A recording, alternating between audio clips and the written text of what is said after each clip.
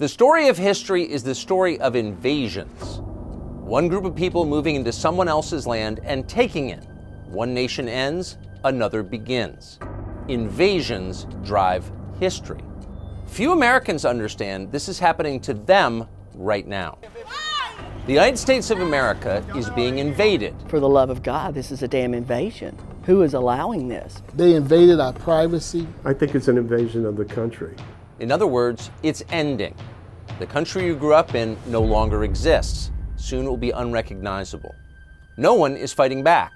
Few are even acknowledging it. And the people who lead us are letting it happen. Why are our leaders letting this happen? Well, to destroy the country and to change the demographics. Who lives here determines what the country's like. This country is changing faster than you may understand.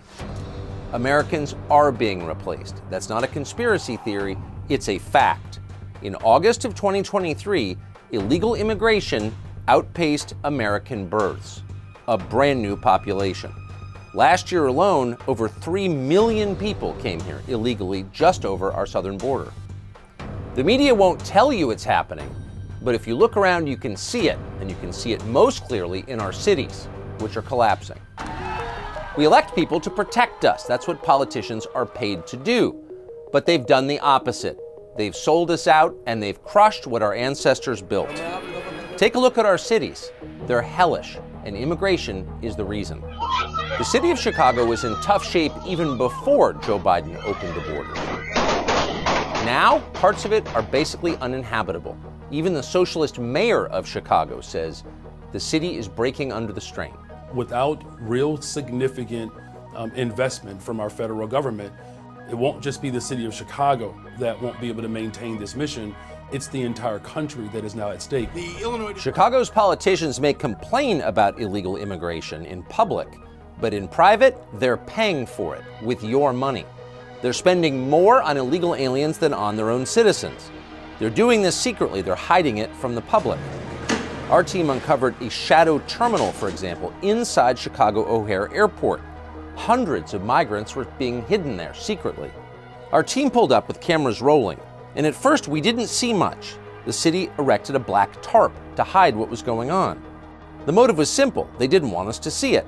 And a third-party security group paid for with your tax dollars told us that was prohibited. We weren't allowed to see. What are you doing? I want to look inside. For what? For what? They weren't local or federal law enforcement, so we ignored them. They had no authority. They were rent-a-cops.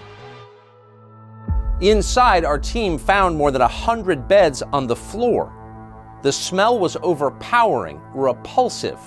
It was filthy. But it's not just airport terminals that have been given over to people who've come here illegally from the poorest countries in the world, without permission, criminally, and yet being supported in every detail of their lives by taxpayers. No, even police stations in Chicago have been turned into refugee camps. This is new video never seen before of what's actually happening inside Chicago's police stations. Keep in mind, the people who work in those police stations are paid to protect you, but that's not what they're doing. They're running refugee camps for illegal aliens. As our cameramen approached the Chicago police precinct in the city's downtown to see what was happening inside, you see people come out, illegal aliens, shooting him the middle finger and yelling. They didn't hide their hostility. Many other illegals have been pushed into poorer, predominantly black neighborhoods on the south side. We went there. We spoke to someone who has lived on the south side of Chicago virtually his entire life. He's enraged by how the city has fallen apart under its sanctuary city policy. Andre Smith, CEO of Chicago Against Violence. I don't know the count, but I know that the readiness, the language of sanctuary city, state, and county should have had a plan, but it led to a massive destruction.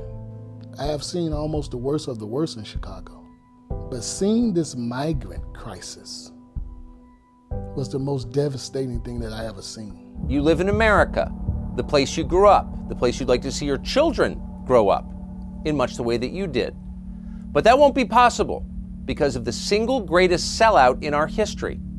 Hundreds of years of America eliminated by an invasion that our leaders made possible. You should know that.